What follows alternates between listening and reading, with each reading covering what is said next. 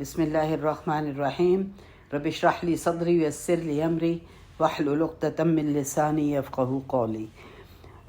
ہم خطوط کی بات کر رہے تھے کہ جو آپ صلی اللہ علیہ وسلم نے مختلف ہیڈ آف دا اسٹیٹس کو بھجوائے، جس میں روایت ملتی ہے کہ 20 کے قریب یہ تمام خطوط تھے، لیکن آپ کا مقصد ان خطوط کا کیا تھا کہ لوگوں کو اسلام کے بارے میں پتہ چلے۔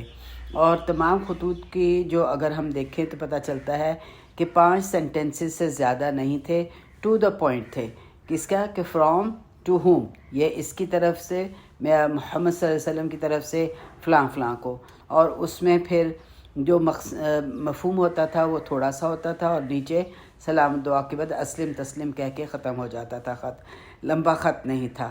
دوسرا، پھر آپ صلی اللہ علیہ وسلم کو یہ بھی پتہ چلا، اس زمانے میں بتایا گیا آپ کو کہ جو ہیڈ آف دا اسٹیٹس ہیں وہ اس وقت تک خط کو نہیں پڑھتے جب تک کہ ان کی اپنی مہر اس خط کے اوپر نہ لگی ہوئی ہو۔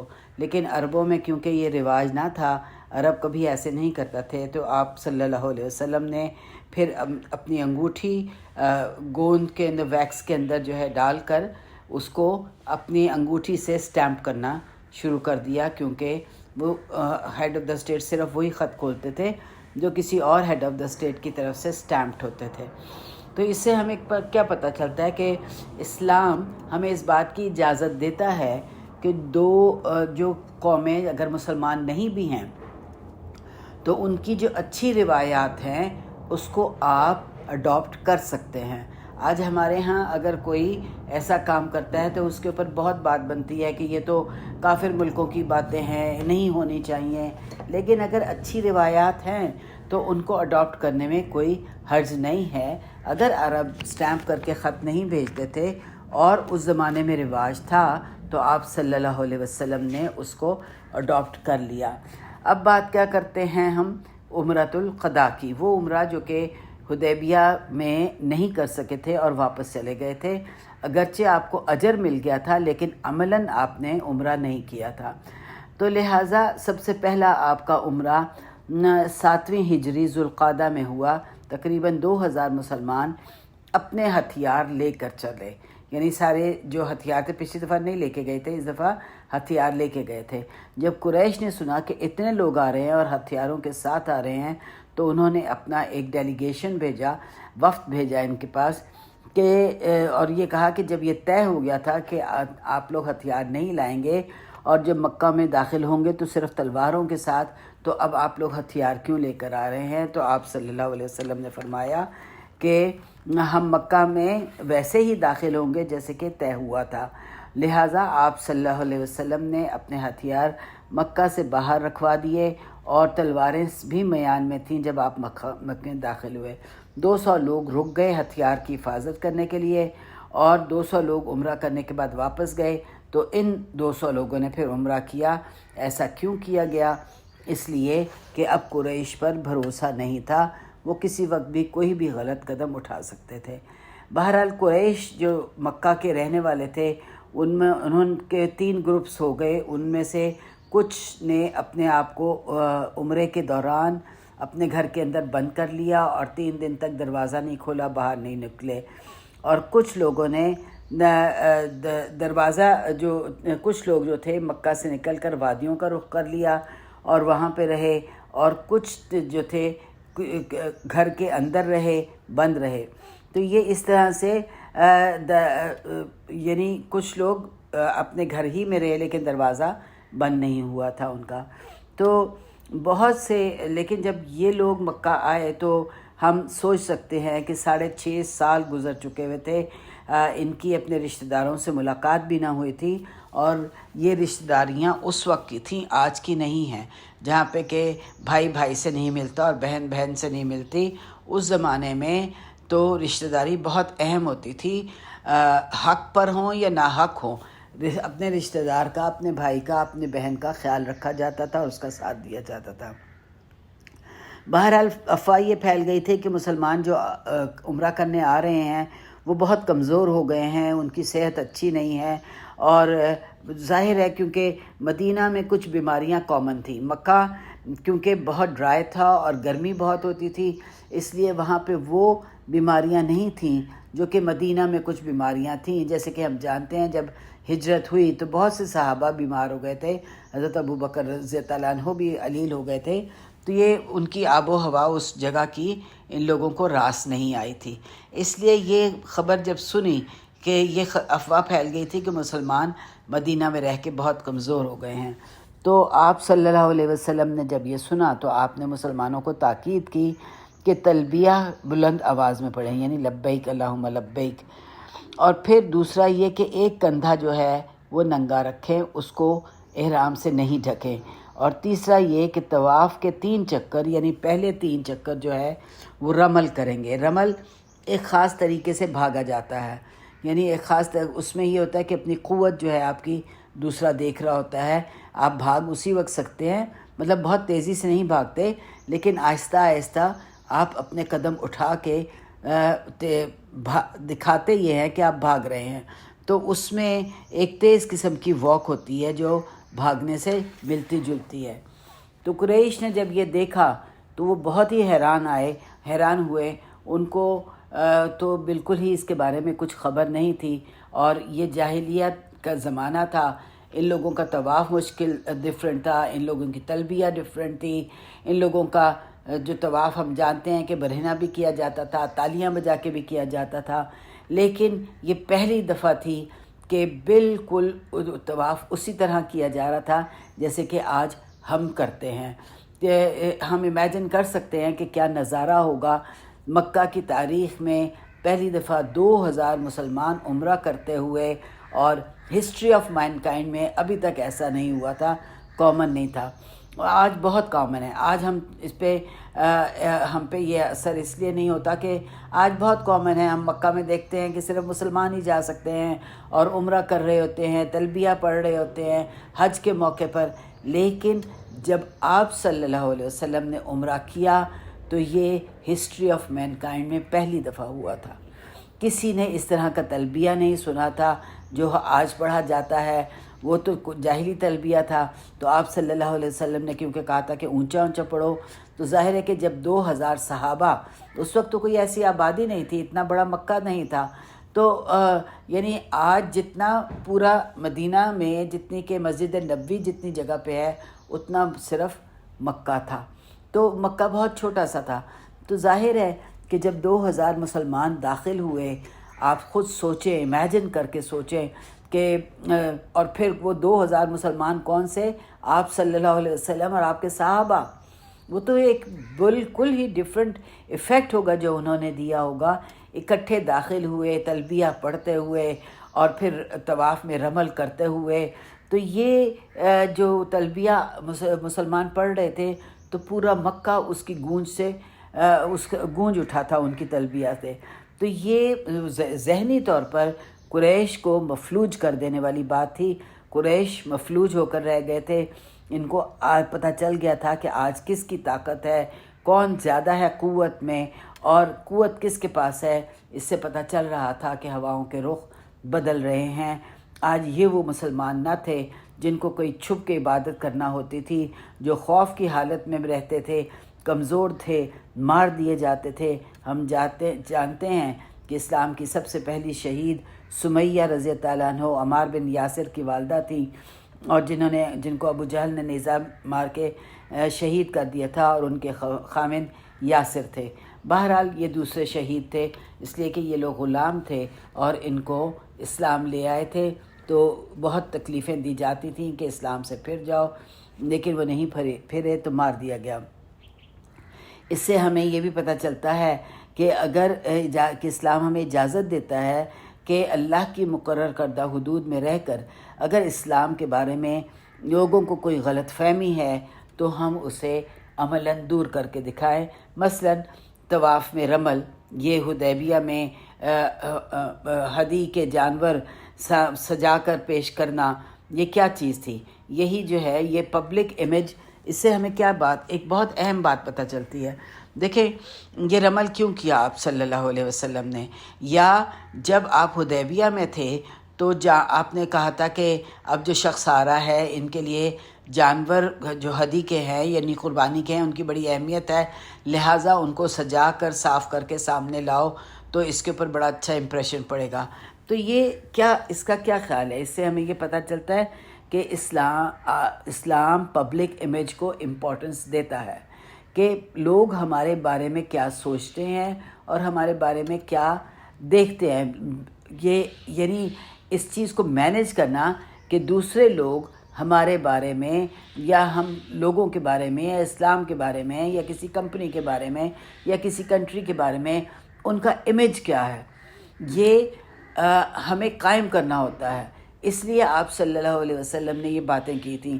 آج اگر کچھ بھی یعنی ہم یہ سمجھتے ہیں کہ مسلمان اگر بڑے بھونڈے طریقے سے اسکارف لے کے اور بھونڈا سا ایک حجاب لے کے عبایا لے کے چلے جائیں، چاہے ہمارا جیسا ہی فگر کیوں نہ ہو، چاہے ہم جیسا بھی امپریشن کیوں نہ، نہیں جی میں تو دین پہ عمل کر رہی ہوں، نہیں، ایسا نہیں ہے۔ اگر ہم کسی جگہ جا رہے ہیں، چاہے اپنوں میں ہی جا رہے ہیں، جہاں پہ بھی جا رہے ہیں، ہمارا حجاب، ہمارا ہیڈ کور بڑی خوبصورتی سے پہنا ہوا ہو، اس کو اچھی طرح سے لپیٹا ہوا ہو، پنوں کے ساتھ ٹائڈ ہو، جو ہمارا عبایا ہے وہ بھی اچھا صاف ستھرا اور اچھا ہو۔ یہ نہیں کہ بس ہم ایک امیج دے دیں۔ کئی دفعہ ہم لوگ دیکھتے ہیں کہ کچھ لوگوں کو دیکھ کے ہمیں خود کو گھبراہٹ ہوتی ہے کہ یہ کس طرح کے کپڑے پہن کے آئے ہیں، کیسے اپنے آپ کو انہوں نے کور کیا ہوا ہے، کہ اس کا امیج کیا آ رہا ہے، لوگ کیا اس کو دیکھ کے پسند کریں گے یا بھاگ جائیں گے کہ یہ تو امیج ہی اتنا خوفناک ہے کہ اس کو کون اپنائے گا۔ تو اس سے ہمیں یہ پتہ چلتا ہے کہ رسول پاک صلی اللہ علیہ وسلم کے لیے پبلک امیج امپورٹنٹ تھا، اسی لیے تو آپ نے کہا کہ رمل کرو تو ان کو پتہ چلے کہ ہم بیمار نہیں ہیں، ہم صحت مند ہیں اور ہم اچھی قوت والے ہیں، طاقت والے ہیں۔ یہ کیوں کیا آپ صلی اللہ علیہ وسلم نے پبلک امیج کے لیے؟ وہ جو جانور ہدی کے سامنے سجا کے رکھے کیوں کیے؟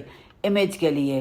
لیکن آج اگر ہم یہ سمجھتے ہیں کہ ہم جیسے مرضی ڈریس اپ کر کے، کئی دفعہ میں نے یہ دیکھا، عملاً دیکھا ہے کہ کچھ لوگ عبایا پہن لیتے ہیں اور نیچے سے وہ کپڑے بھی نہیں بدلتے جو انہوں نے رات کو پہنے ہوئے ہوتے تھے، پانچوں کی گندگی، شلوار کے پانچوں کی گندگی نظر آ رہی ہوتی ہے۔ یہ کیا امیج ہے جو ہم دے رہے ہیں؟ صرف عبایا پہن لینا اور ہیڈ کور پہن لینا یہ ہے کہ ہم مسلمان ہیں؟ نہیں، ہمیں اپنا امیج بھی لوگوں کے سامنے اتنا اچھا کرنا ہے، اچھا لباس پہنیں، اچھی طرح سے اپنے آپ کو کور کریں اور اچھی طرح سے پریزنٹیبل بن کے لوگوں کے سامنے جائیں تاکہ اسلام کا امیج جو ہے وہ اچھا پڑے لوگوں کے اوپر۔ یہ نہیں کہ ہم بس صرف لوگوں کو دکھانے کے لیے کہ یہ ہمارا دین ہے تو جو مرضی پہن لیا اور جو مرضی اس کو جس طرح سے مرضی پہن لیا۔ نہیں، ہمیں سیرت سے پتہ چلتا ہے کہ پبلک امیج کو اسلام کی پبلسٹی کے لیے اگر اچھا امیج ہم دینا چاہتے ہیں تو ہمیں وہ اچھا امیج دینا چاہیے۔ اس لیے ضروری ہے کہ ہم اپنا جو پہن رہے ہیں یا جس طرح سے ہم کھا رہے ہیں یا جس طرح سے ہم اپنے آپ کو پریزنٹ کر رہے ہیں وہ ایک اچھا طریقے سے ہو تاکہ لوگ اسلام سے امپریسڈ ہوں، لوگ جانیں کہ اسلام ایک بہت ہی صفائی پسند ریلیجن ہے۔ اسلام اس بات کو پسند کرتا ہے کہ ہم نے اچھا کپڑے پہنے ہوئے ہوں، کیونکہ اللہ تعالیٰ بھی قرآن فَأَمَّا بِنِعْمَتِكَ فَحَدِّثْ، جو نعمت ہے اس کو بیان کرو۔ تو اس کا یہ مطلب نہیں ہے کہ اگر ہم عبایا پہن رہے ہیں اور ہیڈ اسکارف لے رہے ہیں تو نیچے جو کپڑے پہنے ہوئے ہیں وہ پہن کے ہم چلے جائیں، نہیں، یہ ضروری نہیں ہے کہ ہم نے جو کپڑا پہنا ہو، ہمیں ضروری ہے کہ ہم اپنے اچھے کپڑے، صاف کپڑے پہنے، چاہے ہم نے عبایا پہننا ہو، چاہے ہم نے ہیڈ اسکارف لینا ہو۔ ہیڈ اسکارف کو بھی بہت خوبصورتی سے لیں تاکہ پبلک امیج اچھا ہو دین کا۔ ہمارے دین کا ہی امیج خراب ہوتا ہے نا کہ اگر ہم اپنے آپ کو اچھی طرح پریزنٹیبل بنا کے نہیں جاتے لوگوں میں تو دین کا امیج خراب ہوتا ہے کہ مسلمان ایسے ہوتے ہیں، یہ کرتے ہیں۔ کیونکہ دیکھیں ہم مسلمان ملک میں رہتے ہیں، ہمارا نماز پڑھنا، ہمارا سارا کچھ کرنا ایک بہت ہمارے لیے کامن بات ہے۔ لیکن مجھے یاد ہے کہ ہم جب ایک دفعہ باہر کسی ملک میں گئے تھے تو میرے خامند اور میرا دیور نماز پڑھ رہے تھے، تو انہوں نے آ کے مجھ سے، ان کی عورتوں نے آ کے مجھ سے پوچھا تھا کہ یہ کیا کر رہے ہیں، یہ تمہارے دونوں لوگ کیا کر رہے ہیں؟ تو میں نے ان سے کہا کہ یہ نماز پڑھ رہے ہیں۔ اسی طرح ہم کہیں گئے اور ہم سینڈوچز وغیرہ بنا کے لے گئے، ایک باغ میں بیٹھ گئے، آبادی تھی ایک، اور وہاں پہ وہ آبادی ایک گول سرکل تھا باغ کا، وہاں پہ ختم ہو رہی تھی، ہم اس کے اندر بیٹھے، ہم نے سینڈوچز وغیرہ کھائے، چائے شائے پی، اور پھر ہم واپس آ گئے۔ ابھی آدھے رستے میں تھے کہ پولیس ہمارے پیچھے آ گئی، اور اس نے آ کے ہماری گاڑی کو روک لیا، اور اس نے یہ آ کے میرے دیور سے، کیونکہ وہ امریکہ میں رہتا تھا، اس سے پوچھا کہ آپ لوگ فلاں علاقے میں گئے تھے؟ اس نے کہاں گئے تھے؟ آپ وہاں کیا کر رہے تھے؟ اس نے کہا کہ ہم نے چائے پی، سینڈوچز کھائے، اور ہم نے نماز پڑھی، اپنی عبادت کی۔ تو اس پہ اس پولیس آفیسر نے اسے کہا اچھا میں سوری کہتا ہوں آپ کو کہ میں نے آپ کو روکا، لیکن جو اس آس پاس جو لوگ تھے وہ اتنے خوفزدہ ہو گئے تھے کہ انہوں نے ہمیں فون کیا، اور انہوں نے کہا کہ کچھ عجیب سے لوگ آ کے یہاں بیٹھ گئے ہیں، اور کوئی جھک رہا ہے، کوئی اٹھ رہا ہے، کوئی بیٹھ رہا ہے، عجیب عجیب حرکتیں کر رہے ہیں، تو ان کے بارے میں چیک کیا جائے۔ تو بات یہ ہے کہ ہمارے لیے یہ ایک بڑی کامن سی چیز ہے کہ ہم نماز پڑھ رہے ہیں، ہم سر کور کر کے پڑھ رہے ہیں، ہم عبایا پہن کے پھر رہے ہیں، لیکن جس نے اسلام کو ہی نہیں جانا، اس کا نام بھی نہیں سنا ہوا، ان کو یہ پتہ ہی نہیں ہے۔ اب تو پھر کیونکہ اس کا دور آ گیا ہوا ہے میڈیا کا، تو بہت سے لوگ اسلام کے بارے میں جانتے ہیں، لیکن یہ بات میں آپ کو اس سے کر رہی ہوں آج سے کوئی 15-20 سال پہلے کی، جب کہ اتنا زیادہ یہ واٹس ایپ اور یہ سب کچھ نہیں تھا، تو لوگوں کو اسلام کے بارے میں اتنا نہیں پتہ تھا۔ آج بھی اسلام کا امیج ویسٹ کیا دے رہا ہے؟ کہ یہی دے رہا ہے کہ یہ گندگی پسند کرتے ہیں، یہ صاف نہیں رکھتے آپ کو، ان کے شہر گندے ہوتے ہیں، ان کے کپڑے گندے ہوتے ہیں، یہی امیج دے رہے ہیں نا اسلام کے بارے میں۔ اور بہت دقیانوسی قسم کا اسلام ہے، عورتوں کو اس کے حقوق نہیں دیتا، عورتوں کو بند کر کے رکھتا ہے، یہی امیج آج مسلمان کا پریزنٹ کیا جا رہا ہے۔ تو کس کی ذمہ داری ہے اس امیج کو بدلنے کی؟ کون کرے گا یہ کام؟ کیا یہ امیج ہم بدلیں گے یا کوئی آسمان سے اوپر ایک مخلوق آئے گی جو آ کے بدلے گی؟ یہ فیصلہ ہم نے کرنا ہے، یہ ہم پہ ذمہ داری ہے کہ ہم جب کسی کے سامنے جائیں، جب ہم 4 لوگوں کے درمیان بیٹھیں تو بہت پریزنٹیبل ہوں، صاف کپڑے ہوں ہمارے، اچھا لباس ہو ہمارا، ہیڈ اسکارف اچھی طرح بنا ہوا ہو، ہمارا عبایا اچھا ہو، تاکہ لوگوں کو اسلام کا ایک اچھا امیج قائم ہو، اسلام کے بارے میں ایک اچھی روایت قائم ہو۔ تو جب تک ہم یہ کام نہیں کریں گے، خود نہیں کریں گے، کون آ کے ہمارے دین کے لیے یہ کام کرے گا؟ تو اس لیے اس بات کی اہمیت کو سمجھیں، کیونکہ میں بہت سے لوگوں کو جانتی ہوں جو اپنے کپڑوں کا بھی دھیان نہیں کرتے، اپنے عبایوں کا بھی دھیان نہیں کرتے، نہ ہی وہ اس بات کا دھیان رکھتے ہیں کہ ان کا ہیڈ اسکارف کیسا ہے، صاف ہے، یہ گندا ہے، یہ جیسے بھی لپٹا ہوا ہے لپیٹ لیتے ہیں، اچھا امیج نہیں آتا ہے۔ تو میں بہت سے لوگوں کو جانتی ہوں، تو اس لیے ایسا کرنا ہمارے دین کا حصہ نہیں ہے، ایسا کرنا ہمارا دین اس کی اجازت نہیں دیتا۔ آپ صلی اللہ علیہ وسلم کے لیے پبلک امیج امپورٹنٹ تھا، وہ یہ چاہتے تھے کہ اسلام کا امیج جو ان لوگوں کے اوپر غلط تھا نا، اس وقت بھی تھا، اس وقت بھی کہتے تھے کہ اسلام تو بہت ہی لڑائی والا ہے، تلوار سے پھیلا ہے، تلوار یہ لوگ لڑنے والے ہیں، اور یہ اس طرح سے عورتوں کے اوپر ظلم کرنے والے ہیں، یہ ساری باتیں اس وقت بھی تھیں۔ لیکن یہ امیج کس نے تبدیل کیا؟ آپ صلی اللہ علیہ وسلم نے اور صحابہ نے اس امیج کو تبدیل کیا کہ نہیں، اسلام ایسا نہیں ہے، اسلام امن پسند ہے، اسلام محبت کرنا سکھاتا ہے، اسلام سلام کی دعوت دیتا ہے، السلام علیکم کہتا ہے، امن پسند ہے اسلام۔ یہ سارا امیج کس نے دیا؟ آپ صلی اللہ علیہ وسلم نے اور صحابہ کرام نے۔ تو یہ سب چیزیں یہ کس طرح سے ہمیں پتہ چلتی ہیں؟ سیرہ سے پتہ چلتی ہیں، اور اسی سے ہی ہم نے اپنے لیے سبق لینا ہے۔ بہرحال آپ 3 دن مکہ میں رہے، لیکن ان 3 دنوں کی تفصیل سیرہ میں نہیں ہے۔ خیال یہی کیا جاتا ہے کہ یہ 3 دن امن و امان سے گزر گئے ہوں گے، اور کسی قسم کا کوئی برا واقعہ پیش نہیں آیا ہو گیا۔ لیکن اس کے ساتھ ساتھ ہم یہ بھی سوچ سکتے ہیں کہ آپ کی کیفیات کیا ہوں گی، کہ آپ دیکھیں کہ یہ وہ جگہ تھی جہاں آپ صلی اللہ علیہ وسلم پیدا ہوئے تھے، آپ کا بچپن گزرا تھا، کھیلے کودے تھے، بچپن کے دوست تھے، پھر بڑے ہوئے، پھر جوانی کے دوست تھے، پھر کاروبار کیا، پھر اس کے بعد شادی کی، پھر اس میں آپ کا گھر تھا، آپ کی اولاد ہوئی، یہ ساری وہ جگہ تھی۔ اور یہ آپ صلی اللہ علیہ وسلم جب 6.5 سال بعد وہاں گئے تو آپ کی کیفیات کیا ہوں گی، صحابہ کرام کی کیفیات کیا ہوں گی؟ دیکھیں، اگر انسان اپنی مرضی سے کوئی جگہ چھوڑتا ہے نا تو پھر بھی اور اپنی مرضی سے کسی جگہ کو چھوڑتا ہے اور اس پہ نہ جائے تو فیلنگز کچھ ہوتی ہیں، لیکن اگر روک دیا جائے اور شدید تمنا بھی ہو کہ ہم اپنی جگہ پہ واپس چلے جائیں اور پھر نہ جا سکیں تو پھر وہاں جانے پہ فیلنگز کچھ اور ہوتی ہیں۔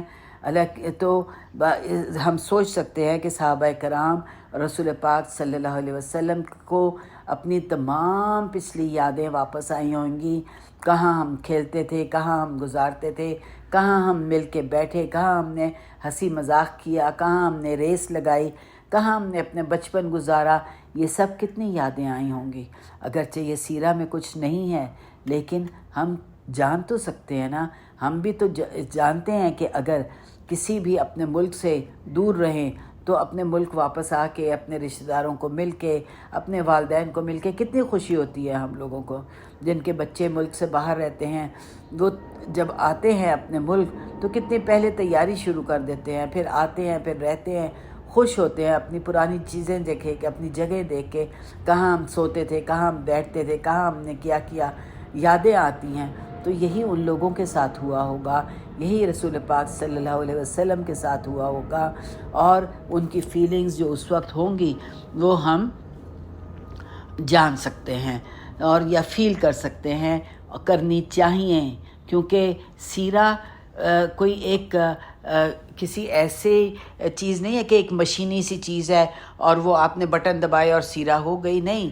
سیرہ انسانی زندگیوں کا پورا خلاصہ ہے کہ کس طرح سے چند لوگوں نے ایک آئیڈیل زندگی گزار کر وہ زندگی جو اس کے رب نے مقرر کی تھی، وہ تمام اصول جو ان کے رب نے دیے تھے ان کے اوپر عمل کر کے ایک خوشحال اور ایک اچھی زندگی کیسے گزاری، کس طرح سے گزاری، یہ سیرہ ہمیں بتاتی ہے۔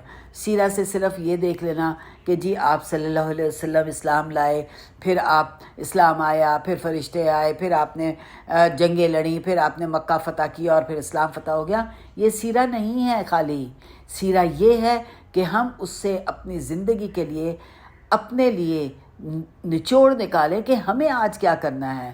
آج پھر سے اسلام ایک پسماندہ حالت میں ہے، آج پھر سے اسلام کے اوپر لوگ بری بری باتیں کر رہے ہیں، آج وہ کام ہو رہا ہے جو کبھی نہیں ہوا، قرآن جلائے جا رہے ہیں، قرآن کو پاؤں کے نیچے روندا جا رہا ہے، یہ سب کچھ ہو رہا ہے۔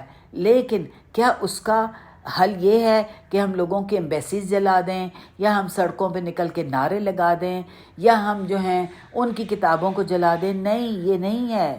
یہ کیوں ہو رہا ہے؟